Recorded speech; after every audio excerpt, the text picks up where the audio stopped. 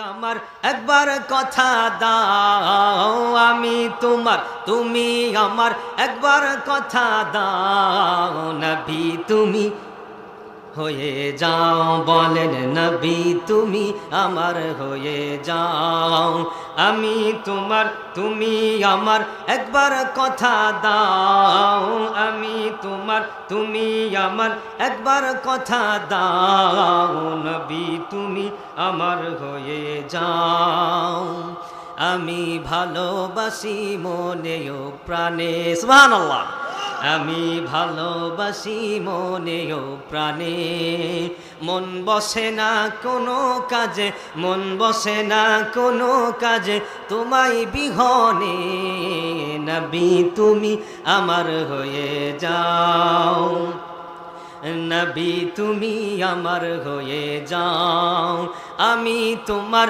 তুমি আমার একবার কথা দাও, আমি তোমার, তুমি আমার একবার কথা দাও, নবী তুমি আমার হয়ে যাও। জোরে জোরে বলেন না মারহাবা। নবী যদি আমাদের হয়ে যায়, আমাদের কোনো চিন্তা আছে?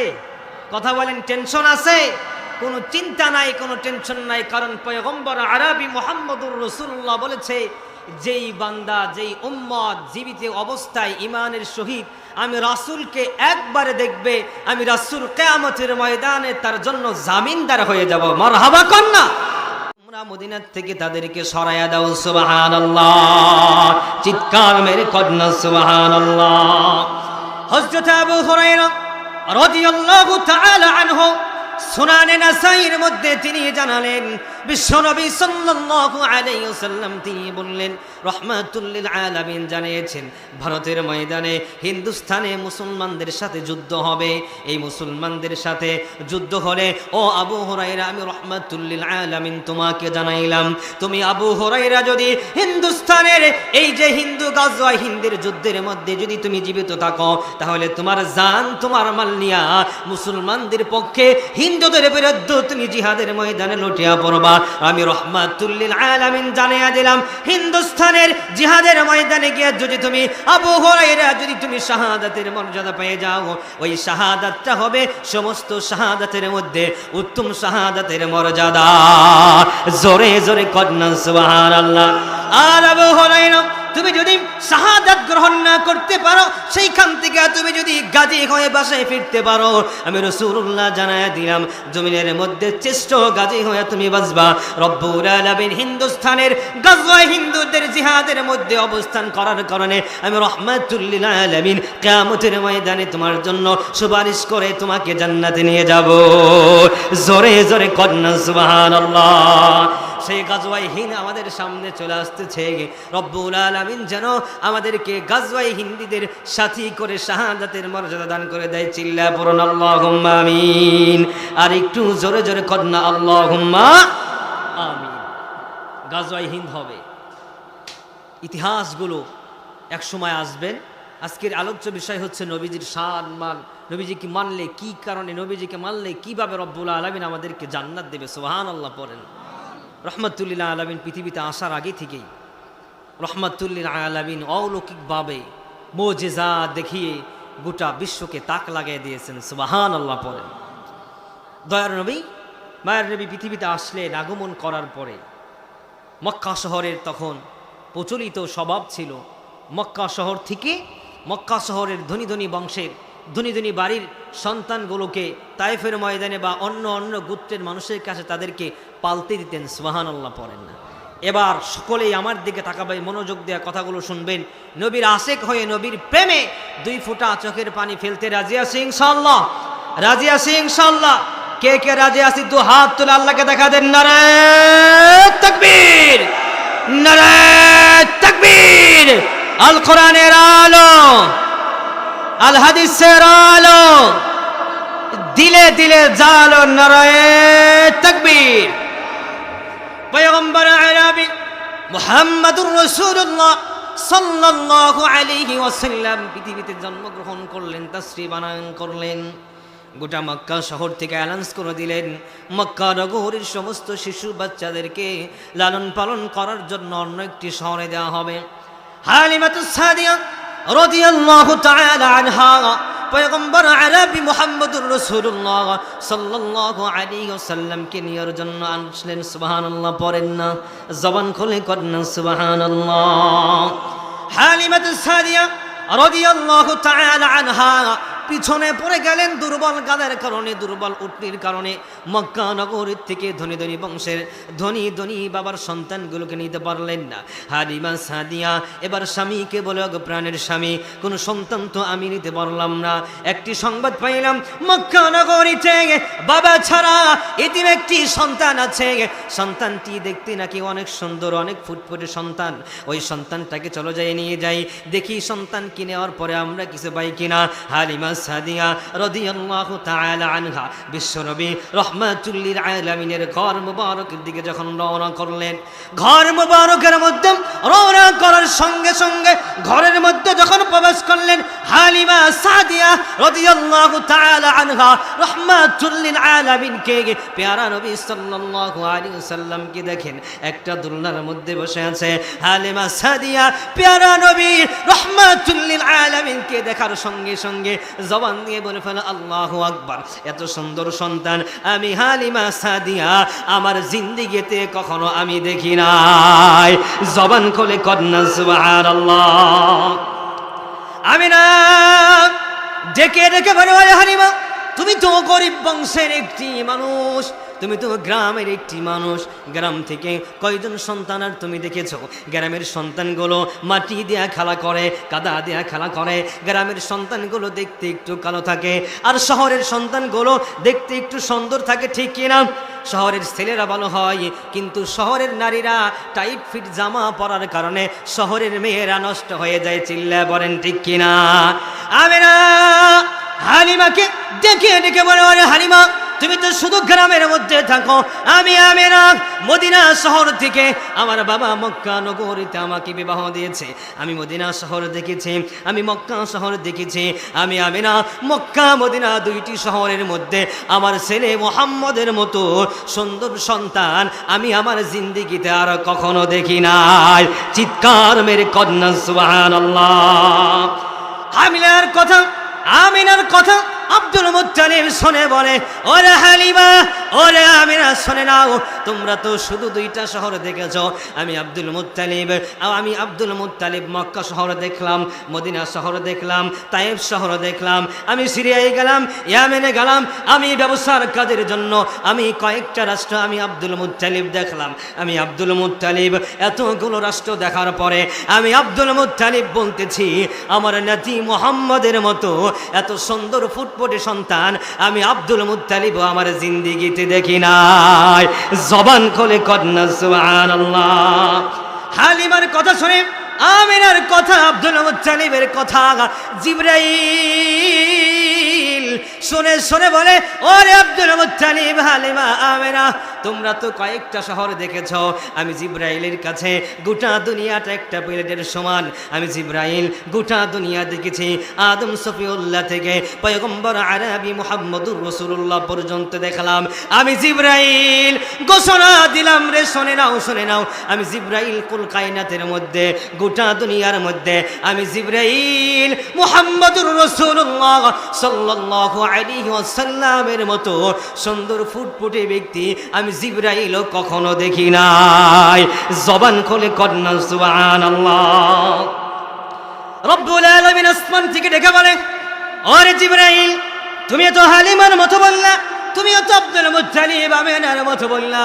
আমি রব্বুল আলামিন তো খালেক, আমি রব্বুল আলামিন পয়গম্বর আদম সফিউল্লাহ থেকে শেষ পর্যন্ত যতগুলো মানুষ এই পৃথিবীতে আসবে আমি রব্বুল আলামিন খালেক, আমি সবাইকে সৃষ্টি করলাম, তোমরা হইলাম মাখলুক।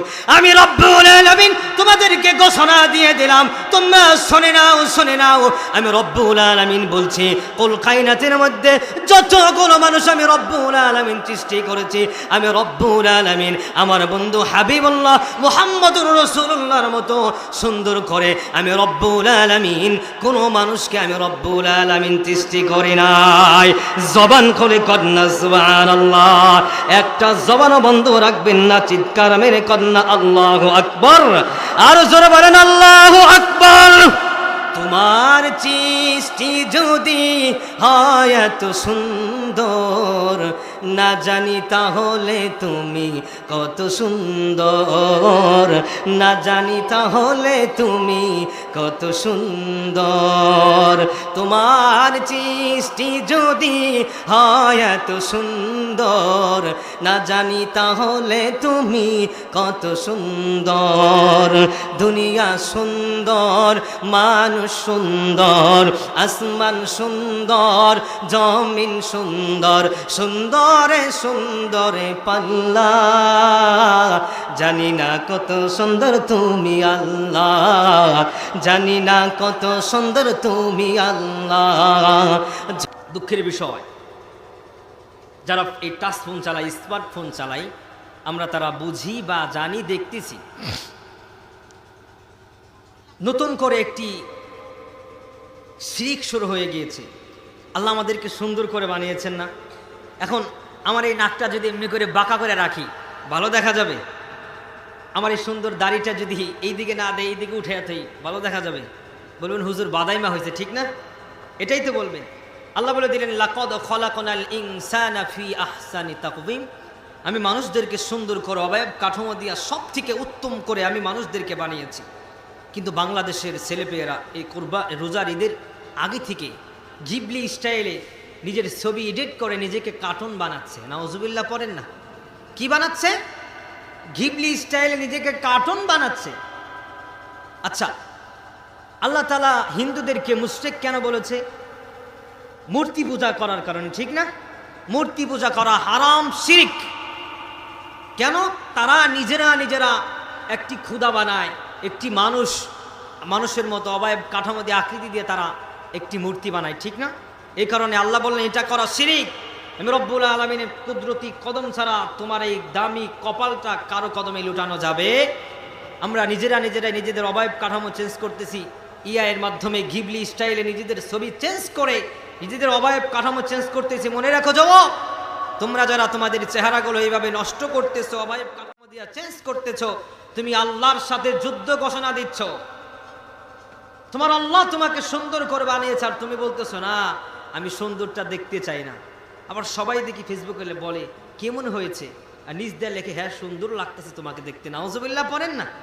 আমরা যারা দাড়ি কাটি, আমি মনে করি যারা দাড়ি কাটতেছেন, আমার আল্লাহ বলেছে বান্দা তাকে দাড়ি দেই, তুই দাড়ি রাখ। আর আপনি বলেন আল্লাহ তুমি দিবা আর আমি কাটবো, তুমি দিবা আর আমি কাটবো, তুমি যতবার দিবা আমি ততবারই কাটবো। যারা দাড়ি কাটে আমরা তো এটাই বুঝাই আল্লাহকে, তাই না?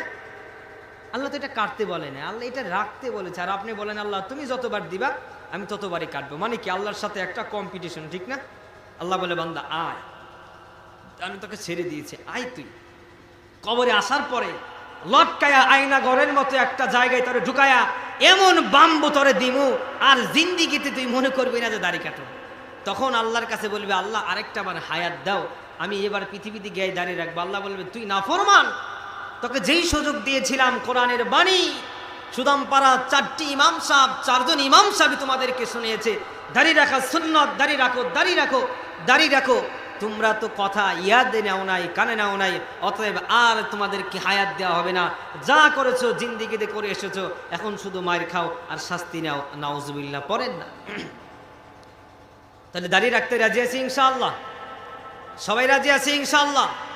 আর যারা গিবলি স্টাইল আমরা করি, স্টাইল থেকে যুবক ভাইদেরকে, যুবতী বোনদেরকে এই শিরিক নামক, বেদাত নামক, কুফর নামক জিনিস থেকে রব্বুল আলামিন আমাদেরকে হেফাজত করুক। চিল্লা পড়ুন আল্লাহুম্মা আমিন।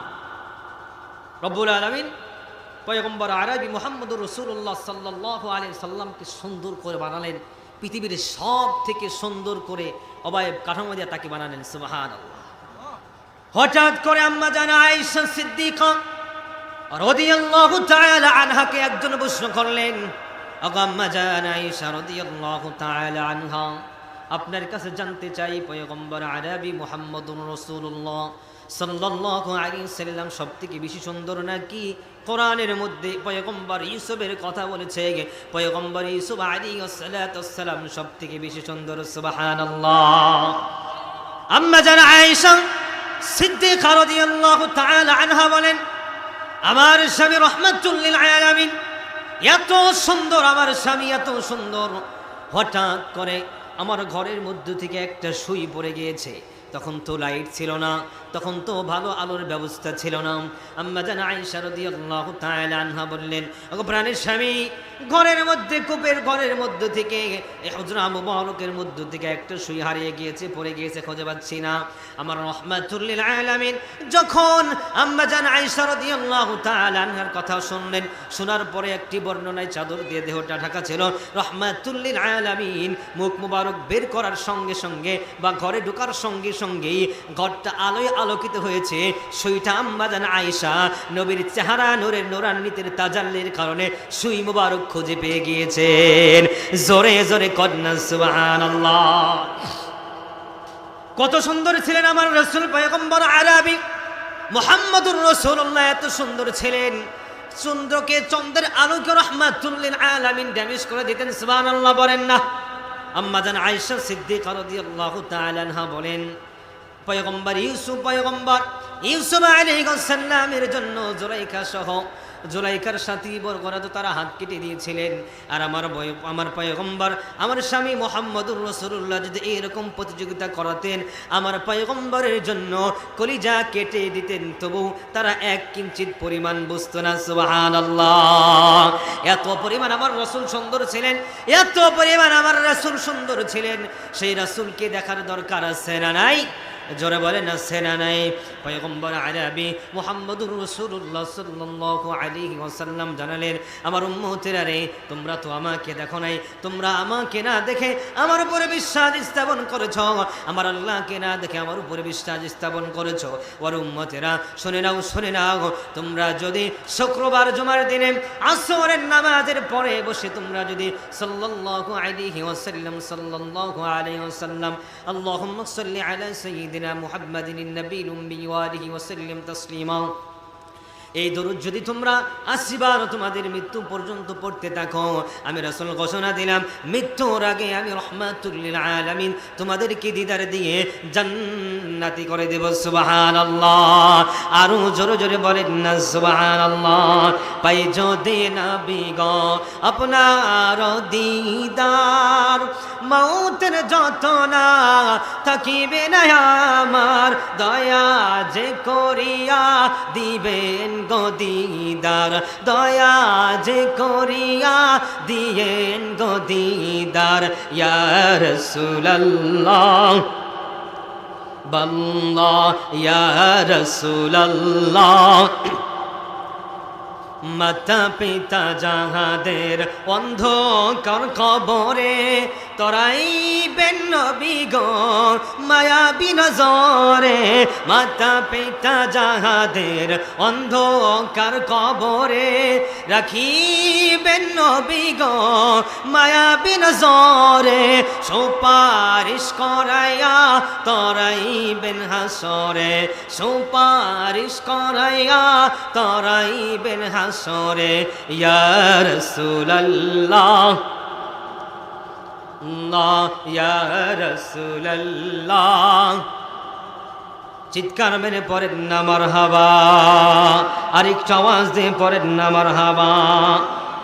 সম্মানিত সদী, রাহমাতুল লিল আলামিন কত দামি, কত দামি, কত দামি। পয়গম্বর আরবি মুহাম্মদুর রাসূলুল্লাহর তুলনা হয় না, তুলনা হয় না। রব্বুল আলামিন জানিয়ে দিলেন, আমি আমার পয়গম্বর আরবি মুহাম্মদুর রাসূলুল্লাহকে খুলুকে আযীম দিয়া আমি পৃথিবীতে তাকে পাঠায়া দিলাম। সুবহানাল্লাহ। তার চরিত্র এত অমায়িক ছিলেন, এত সুন্দর ছিলেন। রাহমাতুল লিল আলামিন একেবারে ছোট বাচ্চাকে দেখলেও তিনি আগেই সালাম দিতেন। সুবহানাল্লাহ। জোরে কন্যা সুবহানাল্লাহ। স্ত্রীদেরকে সালাম দিতেন। কষ্ট হচ্ছে? তাহলে কথা বলা যাবে না, শয়তান আসবে কথা বললে। স্ত্রীদেরকে কি দিতেন? সালাম দিতেন। হঠাৎ করে একদিন আম্মা জান আয়েশা সিদ্দিকা রাদিয়াল্লাহু তাআলা আনহা দরজার আড়ালে লুকিয়ে রইলেন। আজকে তো আমার স্বামী আমাকে দেখবে না, লুকিয়ে আছি, আমার স্বামীর আগে আমি আমার স্বামীকে সালাম দেব। সুবহানাল্লাহ পড়েন। হঠাৎ করে পয়গম্বর মুহাম্মদুর রাসূলুল্লাহ বুঝেছেন চালাকি, তিনি ঘরে ঢোকার আগেই তার স্ত্রী আয়েশা রাদিয়াল্লাহু তাআলা আনহাকে